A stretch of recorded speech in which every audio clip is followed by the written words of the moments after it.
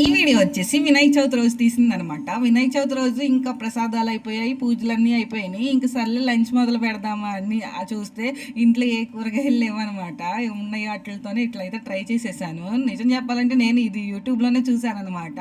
First time అది కూడా చేయడం. ఎట్లా వచ్చిందో ఏంటో, టేస్ట్ బాగుంటుందో బాగోదో అన్నట్టు చేశానమాట. ఎందుకంటే ఉండ్రాలు చేశా కదా, ఉండ్రాల్లోకి ఈ రెసిపీ కాంబినేషన్ అయితే బాగుంటుంది. అదేంటో తేపకు 10 సార్లు రుచి చూసిన వంటలు కూడా అంత టేస్టీగా ఉండవు. దేవుడి కోసం ఏమన్నా భక్తితో ప్రసాదాలు చేస్తే చాలా టేస్టీగా ఉంటాయి కదా. మీలో ఎంతమందికి ఇలా అనిపించిందో కామెంట్ చేయండి. నాకు చాలాసార్లు అనిపించింది, చాలాసార్లు ఫేస్ చేసా కూడా ఆ సిచ్యువేషన్. ఈరోజు వంటలు ఎంత బాగా కుదిరినాయో అసలు ఒక్కసారి కూడా టేస్ట్ చేయలేదనమాట. చాలా బాగా వచ్చినాయి అనమాట. అదే కానీ మీ సైడ్ దీన్ని ఏమని పిలుస్తారో కామెంట్ చేయండి. ఎందుకక్క అట్లా అడుగుతున్నామంటే ఒక్కొక్క సైడ్ ఒక్కొక్కలా పిలుచుకుంటారు కదా. ఒక్కొక్క సైడ్ వంటలు ఇంకో సైడ్ తెలియవు కదా. కొంతమంది అయితే కామెంట్ చేస్తున్నారు, మా సైడ్ స్పెషల్ ఏదో తెలియనట్టు కొత్తగా చెప్తున్నట్టు చెప్తున్నాం అంటున్నారు.